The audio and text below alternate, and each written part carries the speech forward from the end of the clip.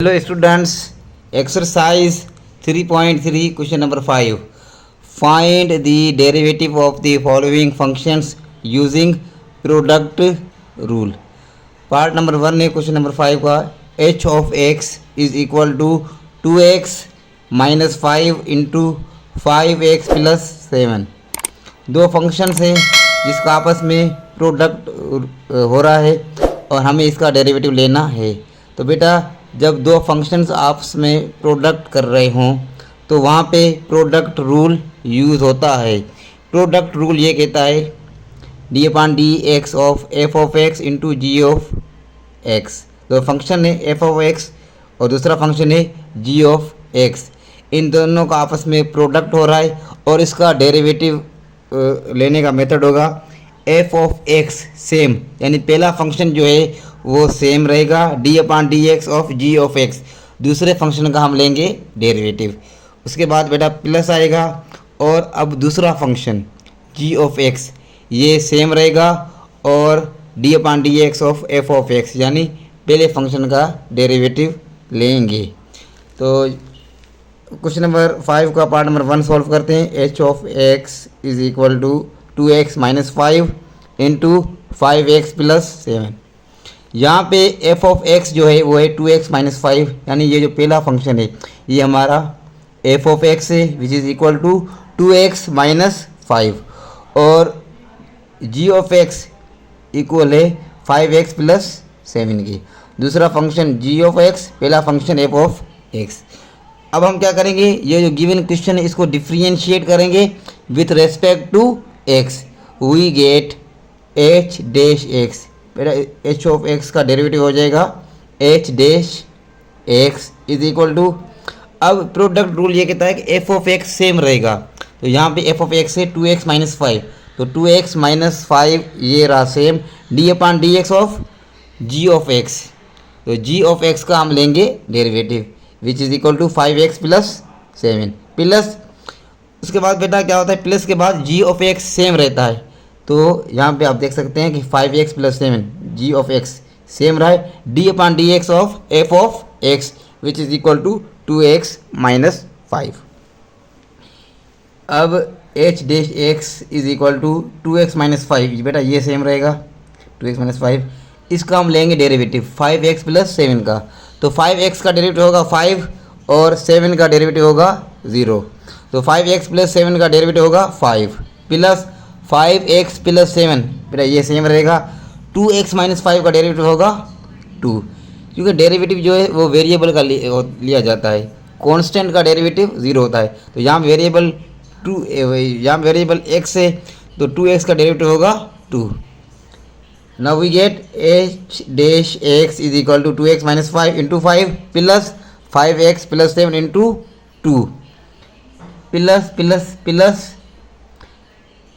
2 5 द 10x minus plus minus 5 5 द 25।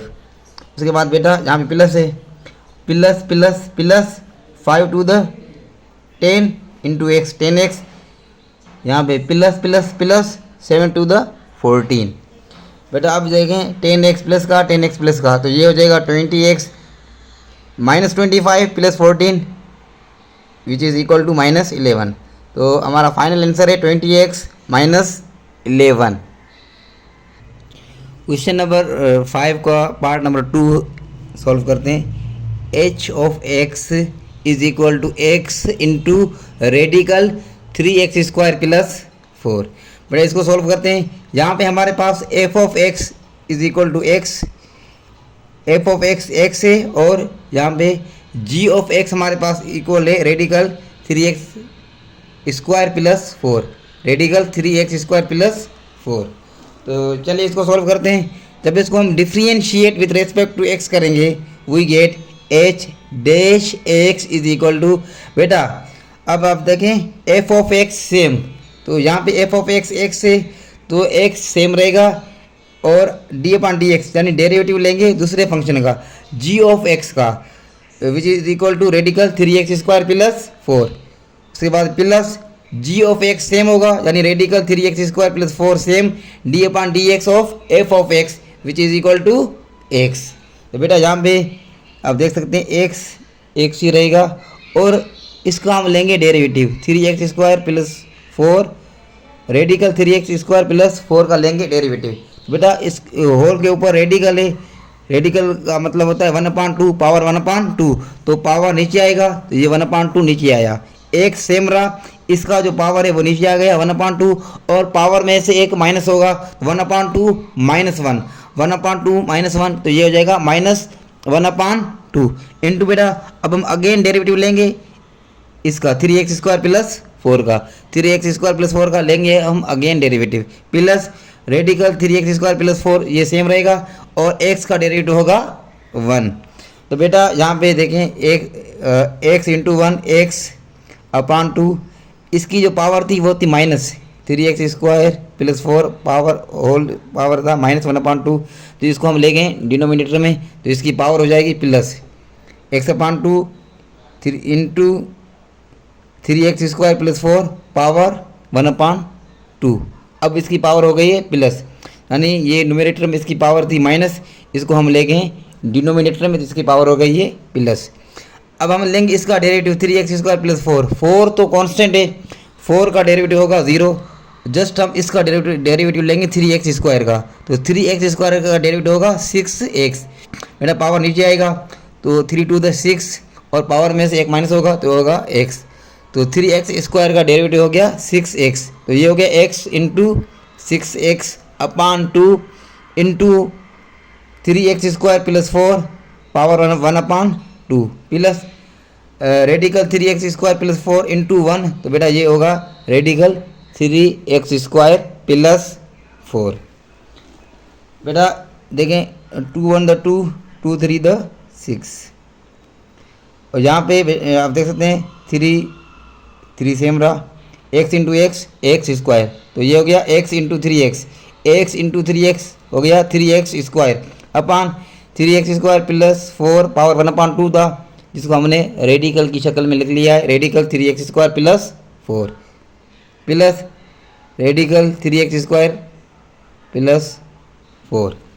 बेटा यहाँ पे प्लस है तो यहाँ पे निकलेगी एलसीएम, यहाँ पे हम लेंगे एलसीएम तो इसकी जो एलसीएम निकलेगी वो निकलेगी रेडिकल 3x² प्लस 4 इसके अपान में 1 है तो यहाँ पे हम 1 लिख लेते हैं। 1 मल्टीप्लाई करेगा 3 रेडिकल 3x² प्लस 4 से के साथ so we get radical 3x² plus 4। अब बेटा radical 3x² plus 4 divide by radical 3x² plus 4 तो 1 होगा, जवाब मिलेगा हमें 1 into 3x² we get 3x² plus radical 3x² plus 4 into radical 3x² plus 4 we get 3x² plus 4 3x² plus 3x² ये हो गया 6x² प्लस 4 अपान रेडिकल 3x² प्लस 4। तो बेटा ये है क्वेश्चन नंबर 5 के पार्ट नंबर 2 का आंसर।